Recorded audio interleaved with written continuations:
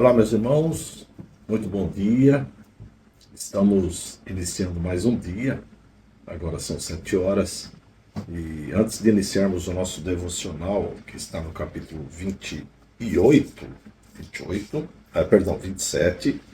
eu quero agradecer a todos que me enviaram ontem mensagem perguntando por que é que não havia tido o devocional.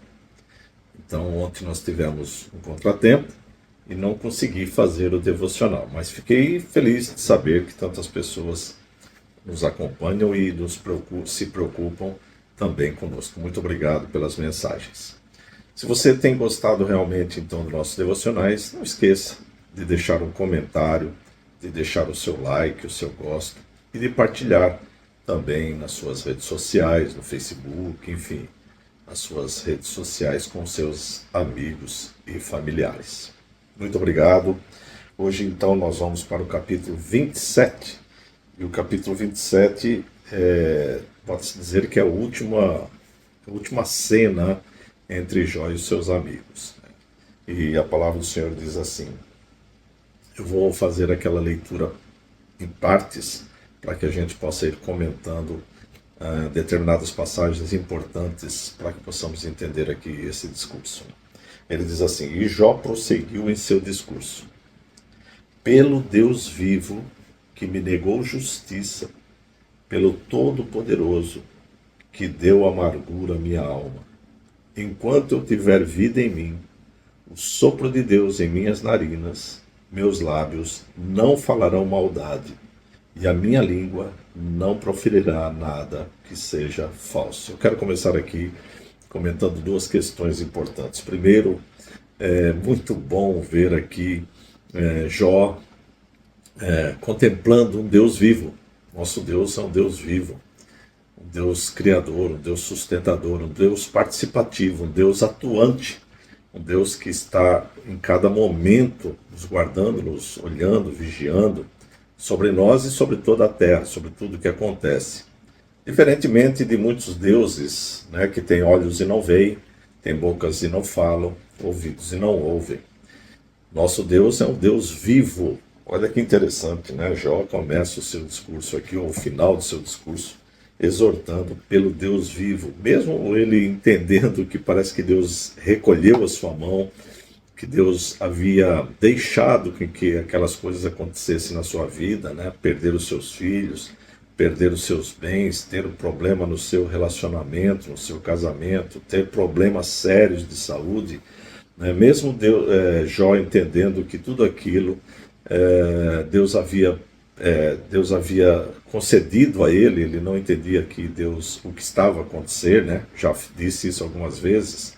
Nós hoje temos o livro e entendemos tudo que se passou, mas ele não entendia. Para ele, Deus havia penalizado, diferente dos seus amigos que achavam que Deus havia penalizado por um pecado, por algo que ele havia participado, E ele então não reconhece isso. Veja que ele diz assim que enquanto eu tiver vida em mim, o sopro de Deus em minhas narinas, meus lábios não falarão maldade e minha língua não proferirá nada que seja falso. Interessante isso, primeiro que ele diz que ele não participou de nada que pudesse desagradar a Deus, mas por outro lado também ele está dizendo aqui que mesmo ele não entendendo por que Deus permitia aquilo, ele jamais proferiria também qualquer palavra contra o Deus vivo.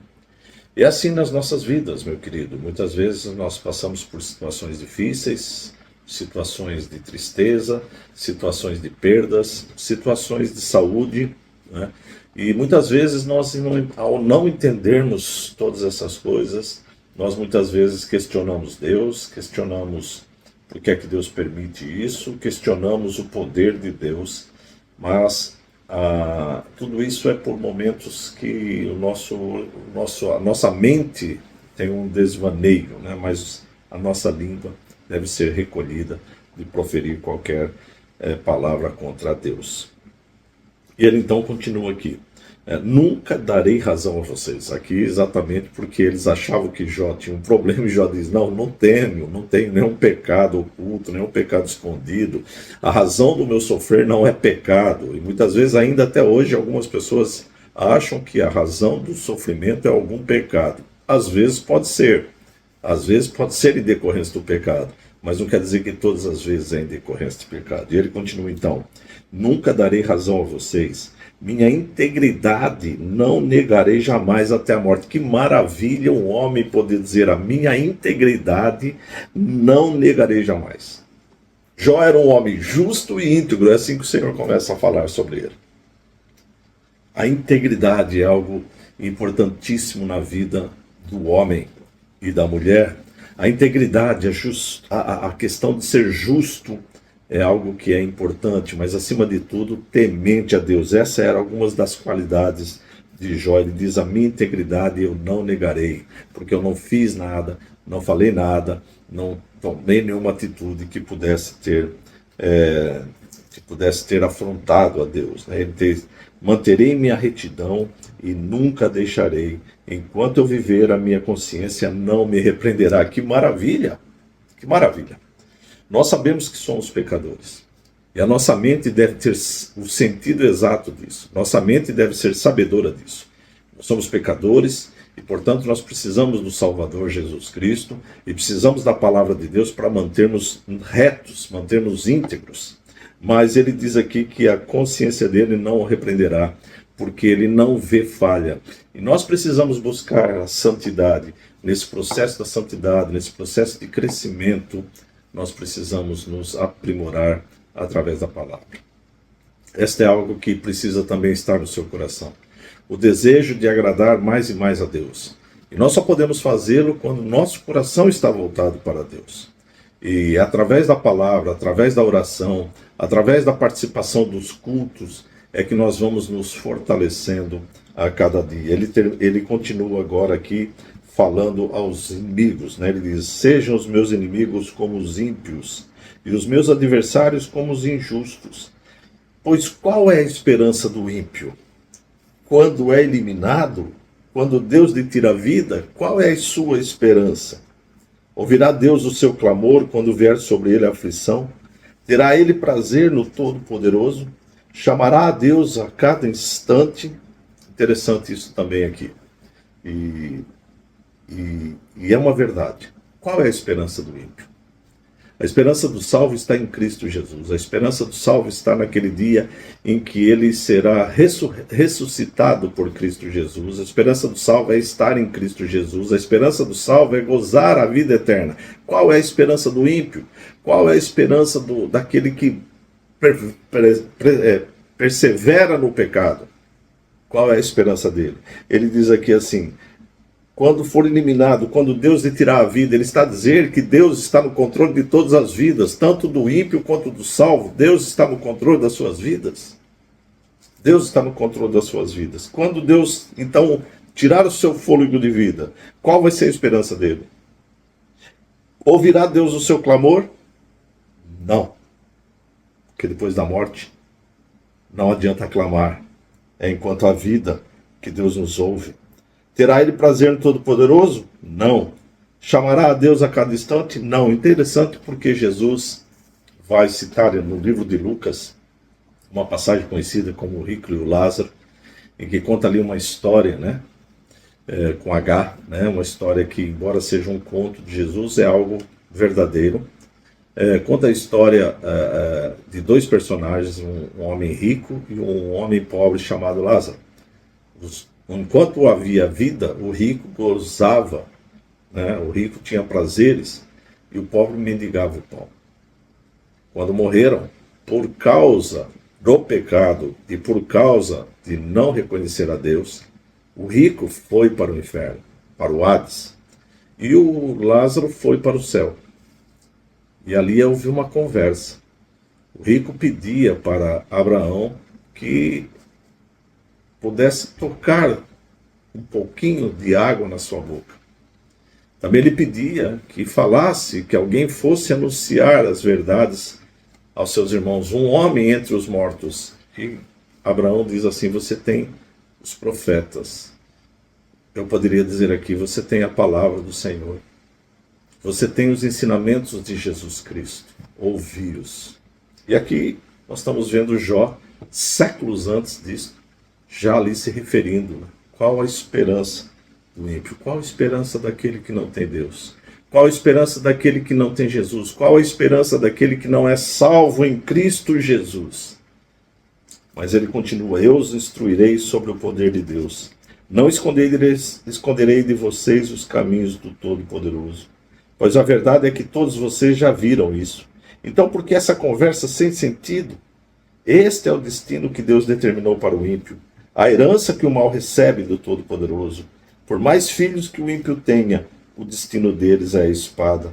Sua prole jamais terá comida suficiente. Eu quero chamar a atenção aqui nessa questão, porque eu creio aqui nesta palavra é que o autor do livro está a dizer que não é por causa, se não houver a conversão de cada um, nós não carregamos de um para o outro. O pai não carrega nada para o filho. E o filho não recebe nada do pai a não ser os bens materiais. Se você é um crente salvo em Cristo Jesus, isso não quer dizer que o seu filho está salvo. E se você é um ímpio, não quer dizer que o seu filho vai continuar ímpio, mas cada um terá a sua decisão. Aqui quando ele diz assim, por mais filhos que o ímpio tenha, o destino deles é a espada, a sua prole jamais terá comida suficiente. Ou seja, não é por causa da sua riqueza que eles terão uma vida em Deus. Mais ainda, ele diz: a epidemia sepultará aqueles que nos sobrevierem, e as suas viúvas não chorarão por eles. Ainda que ele acumule prata como pó, e amontoe roupas como barro, e o que ele armazenar ficará para os justos, e os inocentes dividirão sua prata. A casa que ele constrói é como casulo de traça, como cabana feita pela sentinela. Rico ele se deita, mas nunca o será. Quando abre os olhos, tudo se foi. Que maravilha a palavra do Senhor. Que exortação que nós podemos ver na palavra do Senhor. Por mais que uma pessoa possa ter em bens, por mais ouro ou prata que essa pessoa possa ter, quando ela fechar os olhos aqui, tudo ficará aqui. Tudo ficará aqui. Quando ele abrir os olhos, quando ele abrir os olhos na pós-morte, ou ao lado de Cristo, ou no Hades, como ali na história do rico e do Lázaro, ali os seus bens, o seu dinheiro, não contará. Não contará. Porque ele não pode levar nada. Tudo se foi. A única coisa que podemos levar é o nosso espírito em paz. Porque nos colocamos diante do Senhor. É somente dessa forma. O que você pode levar no pós-morte é realmente a experiência e a salvação em Cristo ou a condenação fora dele. E ele termina então: pavores vêm sobre ele como uma enchente. De noite a tempestade o leva de roldão. O vento oriental o leva e ele desaparece. Arranca-o do seu lugar. Atira-se contra ele sem piedade, enquanto ele foge às pressas do seu poder. Bate palmas contra ele, e com assobios o expele do seu lugar. Percebem como o final é triste daqueles que estão sem Deus, daqueles que estão sem salvação. Por mais bens que ele possa ter, por mais prole, por mais filhos que ele possa ter, a condenação está à porta. A condenação está à porta. Eu olho para esta passagem aqui: pavores vêm sobre ele como uma enchente. De noite a tempestade o leva. Eu vejo isso como que um momento em que a pessoa morre sem Cristo. Pavores virão sobre ele. Você não precisa passar por pavores. Nós temos Cristo, nosso Salvador. O salmista diz que ele se deita e em paz logo pega no sono. Porque o Senhor é como que aquele que o acalma. É o repouso, é o descanso. Este ímpio, ele não tem esse repouso, ele não tem esse descanso. Você pode ter esse descanso. É só você buscar a Cristo. Buscar a Cristo. Você pode orar nesse momento pedindo: Senhor, eu Me arrependo de quem eu sou, me arrependo dos pecados que possa ter praticado desde o início da minha vida. Eu me arrependo, Senhor, e quero colocar minha vida diante do Senhor. Me ajude na caminhada. E após essa oração, você pode procurar uma igreja saudável. Uma igreja saudável é aquela onde a palavra é pregada. Não uma igreja que muitas vezes só tem movimento, mas uma igreja onde a centralidade esteja na palavra. Procure essa igreja. Se você não sabe como, pode deixar aqui nos comentários e podendo eu ajudarei. Sou o pastor Vitor Cordeiro, sou pastor em Portugal e tenho este canal para divulgar a palavra do Senhor, mas também falar um pouco aqui das belezas de Portugal. Deixa aqui sua pergunta, deixa aqui o seu comentário. E eu espero você amanhã, em nome de Jesus. Até lá.